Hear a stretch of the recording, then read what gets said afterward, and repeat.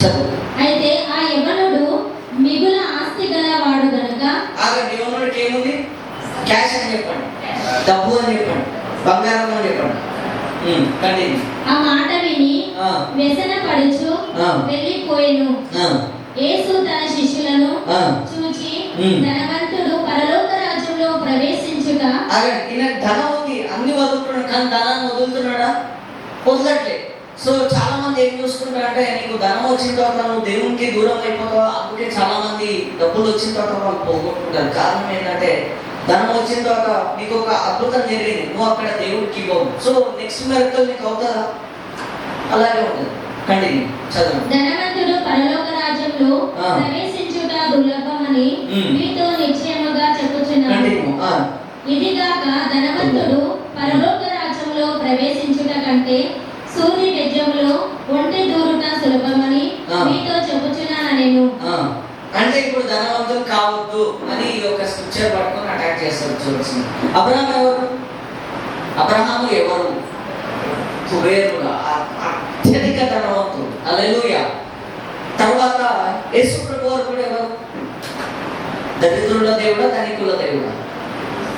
దరిద్రుల మొర ఆలకిస్తాడు, కానీ ఆయన ధనికుల దేవుడు. హల్లెలూయా. ఆయన కూర్చున్న సింహాసనం, it's a throne of grace, mercy and pure gold and pearls, precious pearls. It is made up of pearls. చదవండి.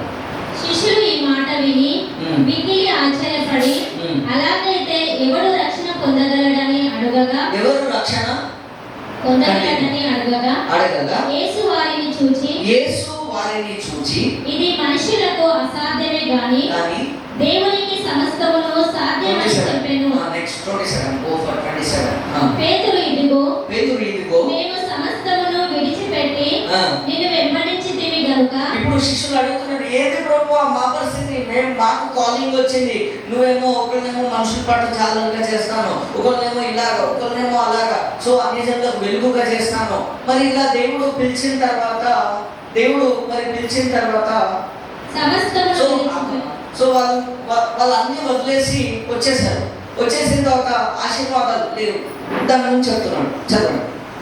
సమస్తమును విడిచిపెట్టి నిన్ను వెంబడించితివి గనుక మాకేమీ దొరుకునని ఆయనను అడగగా, అన్ని వదిలేసిన బ్రదర్, దేవుడి గురించి నాకు ఏం లేదు బ్రదర్, దరిద్రుడిలా ఉన్నా బ్రదర్, నాకు ఏం దొరుకుతుంది బ్రదర్? ఇది డైలాగ్. చదవండి. యేసు వారితో ఇట్లా నేను మనిషి కుమారుడు తన మహిమగల సింహాసనము మీద ఆసీనుడై ఉండునప్పుడు నన్ను వెంబడించిన మీరును. ఈ భూమి మీద నీవు బతుకున్నప్పుడు దేవుడు వెంబడించవు. ప్రతి ఆదివారం శనివారం మందిరానికి వెళ్ళావు, చర్చ్కి వెళ్ళావు, ప్రేయర్ చేసావు, కష్టాల్లో శ్రమలో అనేకులు నీకు నానా మాటలు అంటుంటే నువ్వు దేవునికి వెతికినావు, తిట్టుకోలే మనసులో, యెహోవా నాకు ఆధారం అని చెప్పి నువ్వు ప్రేయర్ చేసావు, మరి దేవునికి వెంబడించినావు. అయితే అలాంటి టైంలో నువ్వు చేసినావు కనుక చదువు. నన్ను వెంబడించిన మీరును 12 సింహాసనముల మీద ఆసీనులై ఇశ్రాయేలు 12 గోత్రముల వారికి తీర్పు తీర్చుదురు. హల్లెలూయా. What a blessing. English talks about same scripture. And Jesus said unto them, Verily I say unto you, that you which have followed me, in the regeneration when the Son of Man shall sit in the throne of his glory, you shall also sit upon the 12 thrones, judging. Avante kurchil gaadanta, thrones anta. Hallelujah. Thrones were given to the church who walk in faith. నీవు గనక దేవుని కష్టాల్లో, శ్రమల్లో, ఏడుపులో, బాధలో అన్ని పోగొడుతున్నా, అయినా సరే వెంబడిస్తున్నావు, అయినా సరే వెతుకుతున్నావా, అయితే దేవుడు నిన్ను పరలోకంలో నీ ఎంట్రీ ఎలా ఉంటుంది అంటే కుర్చీ మీద కాదంట, సింహాసనం మీద కూర్చోబెడతాడు. హల్లెలూయా.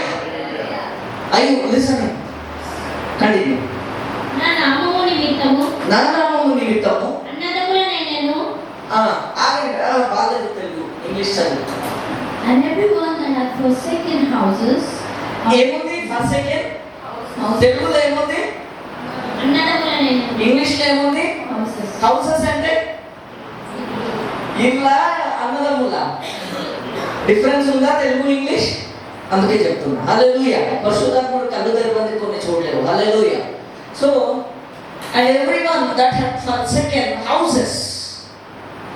ఒక్కసారి కంటిన్యూ చదవండి. And everyone that hath forsaken houses, or brethren, or sisters, or father, or mother, or wife, or children, or lands for my name's sake, or lands for my name's sake, shall receive 100-fold, and shall inherit everlasting life. ఇది నాకు can anyone read in NIV version? Come on, take it